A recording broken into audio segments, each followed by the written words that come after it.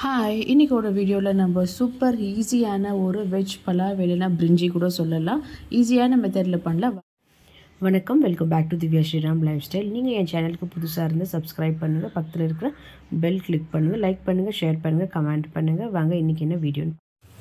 So நம்ம இப்போ rice பாத் பண்ணுறதுக்கு இல்லைனா பிரிஞ்சி கூட சொல்லலாம், இல்லை வெஜிடபிள் பலாவ் கூட சொல்லலாம். வெஜிடபிள்ஸ் எதுவும் போட போகிறதுல நார்மல் ஒரு பிளெயினான ஒரு வெஜ் பலாவுன்னு சொல்லலாம்.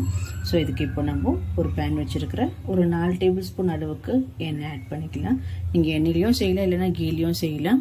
நான் வெறும் எண்ணெய் தான் ஆட் பண்ணிக்கிறேன். இப்போது எண்ணெய் நல்லா ஹீட் ஆகட்டும். இப்போது ஸோ எண்ணெய் ஹீட் ஆகிடுச்சு. இப்போது இதில் நான் ஒரே ஒரு ஸ்டார் ஆனிஸ், கொஞ்சமாக சோம்பு எடுத்துருக்கிறேன், ஒரு மராட்டி மூகு, 2 பீஸ் பட்டை, லவங்கம், கிராம்பு, ஒரு 2 லாங் பேப்பர் எடுத்துருக்கிறேன்.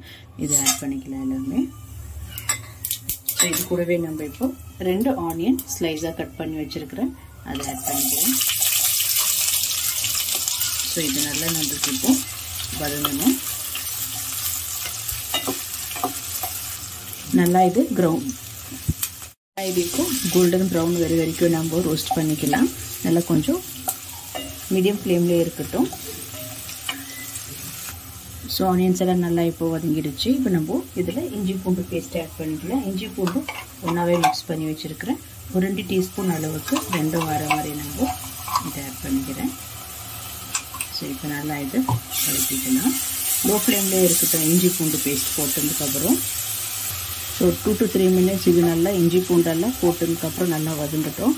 அப்போ தான் நல்லா இருக்கும். இல்லைன்னா ரொம்ப பச்சை வாசனை மாதிரி ஒரு மாதிரி ராவாக இருக்கும். இஞ்சி பூண்டு பேஸ்ட்டெல்லாம் நல்லா நம்மளுக்கு இப்போ குக் ஆகிடுச்சு. இதில் நம்ம ஒரு 3 பச்சை மிளகாய் ஆட் பண்ணிக்கிறேன். நீங்கள் காரத்துக்கு ஏற்ற மாதிரி ஆட் பண்ணிக்கிங்க. கொஞ்சமாக கொத்தமல்லி ஆட் பண்ணி அண்ட் கொஞ்சம் புதினா. ஸோ இது இப்போ நல்லா நம்ம கலந்து வச்சுக்கலாம். இது ஒரு 2 நிமிஷம் 3 நிமிஷம் வரைக்கும் இருக்கட்டும். நல்லா இந்த புதினா கொத்தமல்லியெல்லாம் அந்த ஆயிலில் அந்த அரோமா நல்லா ரிலீஸ் ஆகணும். அது வரைக்கும் நம்ம இது குக் பண்ணிக்கலாம். ஸோ பாருங்கள், இதெல்லாம் நல்லா வதங்கிடுச்சு. இப்போ நம்ம இதில் டொமேட்டோ ஆட் பண்ணிக்கலாம். 2 டொமேட்டோ சாப் பண்ணி வச்சுருக்கிறேன், அதை ஆட் பண்ணிக்கிறேன். ஸோ இப்போ இது நல்லா மசிஞ்சு குக் ஆகணும். இது ஒரு 5 நிமிஷம் ஆகும் நம்மளுக்கு. இது குக் ஆகட்டும். டொமேட்டோலாம் இப்போ நல்லா மேஷ் ஆகிடுச்சு. இப்போ மசாலாஸ் ஆட் பண்ணிக்கிறேன்.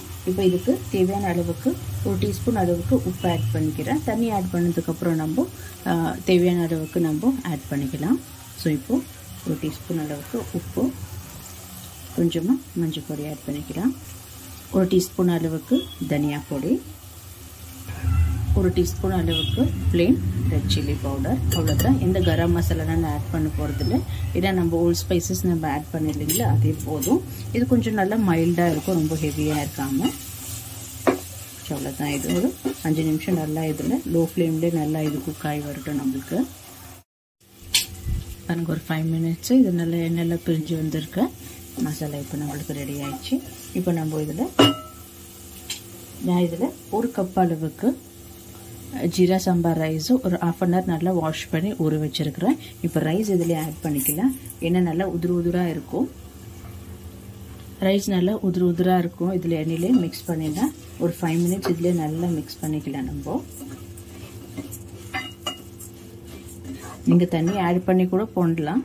பட் இது கொஞ்சம் ஜீரா சாம்பார் ரைஸ் கொஞ்சம் ஒட்டின மாதிரி இருக்கும். அதனால நம்ம இப்போது நல்லா இதை கொஞ்சம் ஹை ஃப்ளேமில் வச்சுக்கோங்க. ஹை ஃப்ளேமில் வச்சுக்கின்னு நம்ம இது நல்லா கொஞ்சம் எண்ணெயில் இருக்கட்டும். இப்போது ஸோ இப்போ ரெடி ஆகிடுச்சு. இதை இப்போ நம்ம 1 கப்பு ரைஸ்க்கு நான் 2 கப்பு அளவுக்கு தண்ணி ஆட் பண்ணிக்கிறதுல நல்லா இது இப்போது தண்ணி நல்லா பாயில் ஆகி வரட்டும். இப்போது உப்பு வேணுமெனா செக் பண்ணிக்கிங்க. இதில் நம்ம தயிர் இல்லை லெமன் எல்லாம் எதுவும் போட தேவையில்லை. ஜஸ்ட் ஒரு சிம்பிளான ஒரு லைட்டான ஒரு ரைஸ் பாத்து இல்லை பிரிஞ்சின்னு சொல்லிக்கலாம். ஸோ இது இப்போ நல்லா இது நம்மளுக்கு இப்போது குக் ஆகி வரட்டும். இப்போ இது க்ளோஸ் பண்ணி வச்சிடலாம். இது ஒரு 5 மினிட்ஸ் விட்டுட்டு அப்போ நம்ம ஜஸ்ட் மிக்ஸ் பண்ணி வைக்கலாம். இது ஒரு இருக்கட்டும் ஒரு 5 மினிட்ஸ் அளவுக்கு. ஸோ ஒரு 10 மினிட்ஸ் ஆச்சு. இது வச்சு ஜஸ்ட் ஒரு மிக்ஸ் பண்ணி வைக்கலாம். பாருங்க, கொஞ்சம் தண்ணியெல்லாம் நல்லா அப்சர்வ் ஆகிருக்கு. இப்போது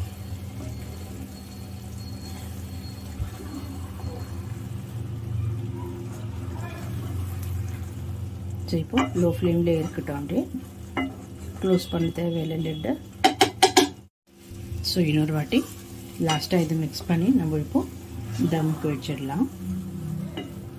ஜஸ்ட் இன்னும் ஒரு 2 to 3 minutes இப்படியே இருக்கட்டும்.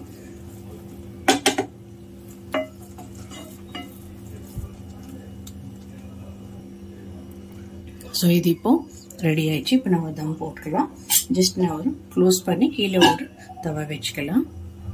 கீழே தவா வச்சாச்சு. ஒரு 10 minutes சிம்மில் இருக்கட்டும். அதுக்கப்புறம் ஆஃப் பண்ணிடலாம். அதுக்கப்புறம் நம்ம எப்படி இருக்குதுன்னு பார்க்கலாம். இப்போ நம்ம தம்லேருந்து ரிலீஸ் பண்ணிடலாம். பாருங்கள், இது நல்லா பர்ஃபெக்டாக நல்லா குக்காக இருக்குது. நல்லா உதிராக இருக்குது. ரொம்ப தண்ணி எக்ஸ்ட்ரா ஆட் பண்ணால் நம்ம ஜீரக சம்பாவில் ரொம்ப குழன்னு ஆகிடும். நல்லா இருக்காது, ஒரு மாதிரி இருக்கும். அவ்வளோதான். இப்போது சுட சுட நம்ம சர்வ் பண்ணிக்கலாம். சிம்பிளான ஒரு ரைஸ் பாத்துன்னு சொல்லலாம், இல்லை நீங்கள் பிரிஞ்சின்னு சொல்லலாம். இதில் வெஜிடேபிள் போட்டு கூட பண்ணலாம், நீங்கள் இல்லை எல்லாமே கூட பண்ணலாம். இந்த மாதிரி ஒரு சிம்பிள் மைல்டு மசாலா வச்சு நீங்கள் இந்த மாதிரி பண்ணால் ரொம்ப நல்லா இருக்கும்.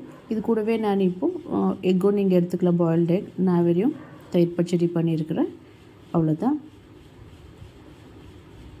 ஈஸியான ஒரு மெத்தடில் நீங்கள் இதே மாதிரி குக்கரில் கூட பண்ணலாம், 1 பாட்டாக.